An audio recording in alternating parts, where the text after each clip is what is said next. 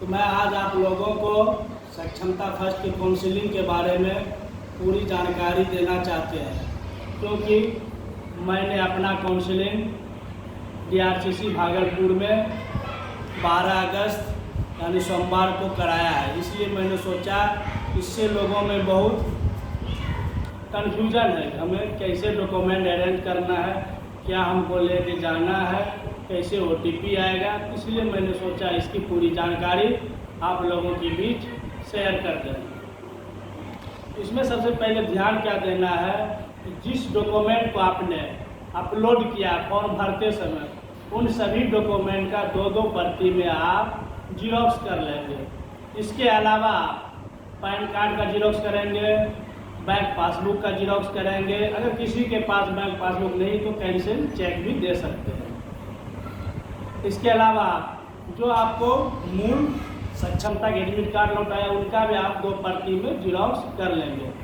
उसके बाद आप मार्कशीट जो निकाले होंगे, जो रिजल्ट आपने देखा था सक्षमता का, उस मार्कशीट का भी आप 2 प्रति में जीरोक्स कर लेंगे। अगर किसी के पास नहीं होगा सक्षमता मार्कशीट तो उससे कोई दिक्कत नहीं, घबराना नहीं है, उनके अलावा भी आपका काउंसलिंग होगा। अगर नहीं है, किसी कारणवश आप नहीं निकाल पाए तो वो नहीं भी लगाएंगे तो आपका काउंसलिंग होगा।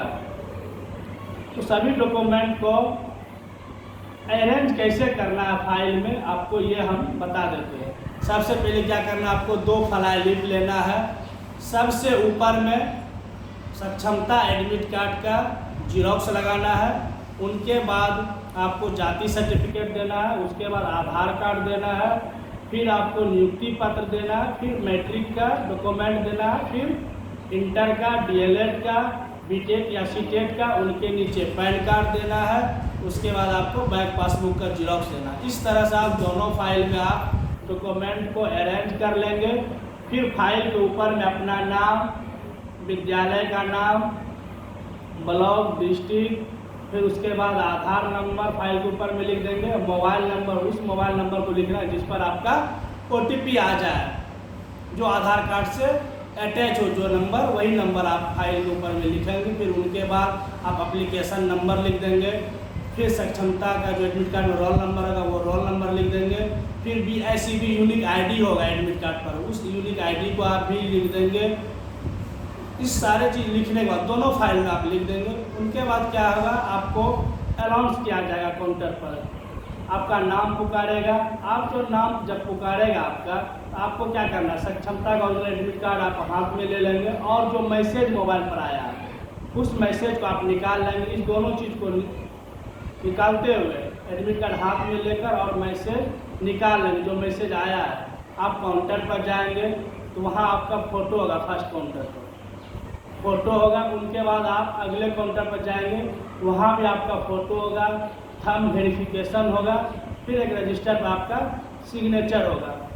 ये दोनों चीज़ करने के बाद आपका जो काउंटर अलाउड है आप उस काउंटर पर जाएंगे। वहाँ अगर काउंटर आपको बोलेगा आप लोग बैठिए, मैं आपका नाम अनाउंस करके बुलाएंगे, तो आप लोग बैठ जाएंगे। फिर आपका अनाउंस होगा तो आप वहाँ पर जाएंगे काउंटर पर। वहाँ जाने के बाद आप 2 फ्लाई लीफ जो बनाया है डॉक्यूमेंट का, वो फ्लाई लीफ दोनों अंदर दे देंगे। फिर जितना डॉक्यूमेंट उनमें लगाया है फ्लाई लीफ में, उसके बाद उनका एक सारा डॉक्यूमेंट ओरिजिनल भी आप अंदर दे देंगे। अंदर देने के बाद आपसे मोबाइल मांगेगा जिस पर आपका OTP आता है, उस मोबाइल अंदर देंगे। OTP आएगा, OTP को सबमिट करेगा तो उनके बाद फिर सारा डॉक्यूमेंट ओरिजिनल जो अपलोड किए हैं वो ओरिजिनल से डॉक्यूमेंट से मैच करेगा। अपना मैच होने के बाद 2 प्रति में रिसीविंग निकलेगा, इस पर आप दोनों प्रति में साइन कर दीजिएगा। उसके बाद आपको बोलेगा आधा या 1 घंटा आप बैठिए, फिर आपको एक रिसीविंग वापस देगा। तो आप इस तरह से उस रिसीविंग में देख लीजिएगा आपका कहीं कोई डाउटफुल तो नहीं है, सारा चीज़ कंप्लीट लिखा हुआ आएगा। तो आपका इस तरह से सक्षमता फर्स्ट की काउंसलिंग की प्रक्रिया पूरी हो जाएगी। फिर दिक्कत किस में आता है, जैसे मेरे आगे एक शमशाद आलम करके थे अभ्यर्थी, टीचर थे, तो उनका जो क्या हुआ OTP नहीं आ रहा था उनके मोबाइल में। तो मैंने चेक किया अपने मोबाइल से, उनका OTP आ रहा था। लेकिन उसमें दिक्कत कहाँ थी, जो OTP नहीं आ रहा था, तो उनका जो सर्टिफिकेट में नाम था MD शमशाद आलम करके नाम था, और उनका आधार में MD नहीं था, सिर्फ शमशाद आलम था, जिस कारण से उनके मोबाइल पर OTP नहीं आ रहा था। तो फिर उनको बोला कि आप आधार में अपना MD जुड़वाइए, अपडेट करवाइए अपने आधार को।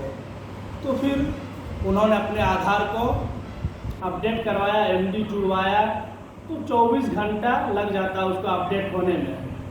तो उसका बाद में फिर तिथि दिया जाएगा, तो बाद में उनका काउंसलिंग होगा। अगर आप में ऐसी समस्या है, आप सारे डॉक्यूमेंट को अपने आधार से मिला लें, आपका जो सर्टिफिकेट में नाम है वही नाम आधार में है या नहीं है। अगर आधार में कोई त्रुटि है तो उनको आज ही आप अपडेट करवा लीजिए, तो फिर आपको काउंसलिंग में कोई दिक्कत नहीं होगा। OTP आना सबसे बहुत जरूरी। OTP अगर आ गया तो आपका काउंसलिंग आसानी से हो जाएगा। आप इस तरह से काउंसलिंग की सारी प्रक्रिया को पूरा कर पाएंगे। आपको अगर कहीं कोई दिक्कत है तो आप कमेंट में बता सकते हैं, मैं उनका रिप्लाई देकर आपको उनका हर संभव जानकारी देने का प्रयास करेंगे। धन्यवाद।